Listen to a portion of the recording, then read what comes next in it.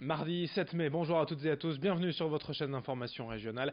C'est Grand Lille TV, on démarre par vos prévisions météo avec encore un temps difficile aujourd'hui, certes par moments de belles éclaircies, une belle impression générale, mais les perturbations nuageuses ne seront jamais bien loin et on pourrait même subir quelques averses localement cet après-midi. Le temps reste frais, de ce côté pas de changement, 14 degrés pour les températures maximales cet après-midi à Lille. À la une, tout d'abord, en ce 7 mai, le sport féminin à l'honneur, puisque dans un mois tout juste, dès le 7 juin, c'est la Coupe du Monde féminine de football qui démarre en France avec des matchs dans la région. 6 rencontres programmées à Valenciennes au stade du Hainaut. À l'occasion donc de ce tournoi, on évoque l'avenir du LOSC féminin, malheureusement relégué en Ligue 2 la saison prochaine, mais qui va jouer la finale de la Coupe de France demain soir.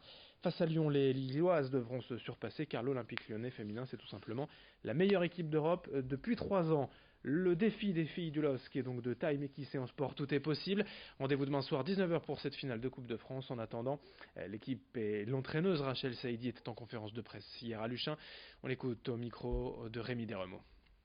C'est toujours compliqué de se remotiver, on va dire, après une descente en D2, mais on est dans une toute autre compétition, une compétition que toute joueuse souhaite vivre. Une finale de Coupe de France, c'est assez rare dans une carrière, surtout quand vous jouez dans un club qui joue pas les trois places, on va dire, les trois premières places. Maintenant, en termes de préparation, voilà, c'est quand même un groupe qui a des ambitions. C'est un groupe qui est motivé à bien finir, enfin en tout cas sur une bonne note au vu de cette fin de saison qui vient de se dérouler. Donc oui, c'est un contexte un peu particulier, mais je vous dis c'est une compétition totalement différente. Donc je sais que on va avoir 18 guerrières mercredi. Le LOSC féminine face à Lyon en finale de Coupe de France de football demain soir à 19h. Et si vous êtes intéressé pour suivre la Coupe du Monde féminine de football en France, 6 matchs auront donc lieu dans la région au stade du Hainaut à Valenciennes. Il reste des billets disponibles. On passe à toute autre chose dans ce journal. Une image du départ d'un beau voyage pour Angèle et Yann, un couple de nordistes en situation de handicap et en fauteuil roulant. Ils sont partis hier matin de Lille pour un tour des Hauts-de-France afin de sensibiliser au handicap, parler d'accessibilité et des difficultés du quotidien. Pour leur première étape hier à Méricourt près de Lens, ils ont été accueillis par la ville et ont dormi dans une maison de retraite. Dans les prochains jours et prochaines semaines, ils vont aller aussi à la rencontre de collégiens pour tenter de faire changer le regard des jeunes sur les personnes à mobilité réduite. À Arras, ils feront le tour de la ville avec les services de la mairie afin d'identifier les difficultés pour se déplacer en fauteuil. Ce Tour des Hauts-de-France, c'est pour eux une répétition car leur objectif, c'est de faire le Tour de France. Ils sont pour cela accompagnés d'un traveler indépendant que l'on écoute tout de suite au micro d'Alicia Sanfilippo. C'était un grand projet de grande ampleur, difficile à réaliser, mais j'ai cru au projet d'Angèle et de Yann. Leur demande est de rencontrer beaucoup de personnes, mais aussi de parler d'accessibilité et de montrer le quotidien de deux personnes en fauteuil roulant. On est quand même dans un monde où tout le monde est individuel et il faut changer un peu ses mentalités et puis être dans l'entraide.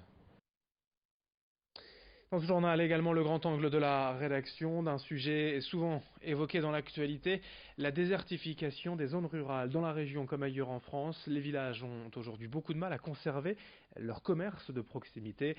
Alors quand une boulangerie rouvre ses portes dans une commune d'à peine 1000 habitants au cœur des Flandres, c'est forcément une bonne nouvelle. Reportage à Winzel entre Steenvoorde et Wormhout, signé Marine Kijek.